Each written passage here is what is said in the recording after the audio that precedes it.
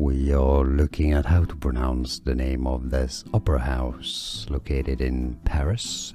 As you can see, it's got its name Palace. So how do you say? We're going to be looking at how to say more names of many famous places in Paris to visit, so stay tuned. Palais Garnier is how it's said in French, so in English you could say it as Palais Garnier, or in French, Palais Garnier. We are looking at how to pronounce the name of this opera house located in Paris. As you can see, it's got its name Palace.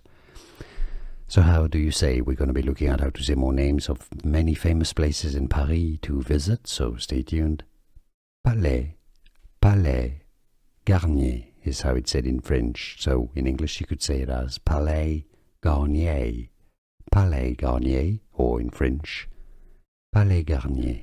Here are more videos on how to pronounce more confusing words and names too many mispronounced. Like this video if you found it useful. I appreciate your support. I'll see you soon and thanks for watching.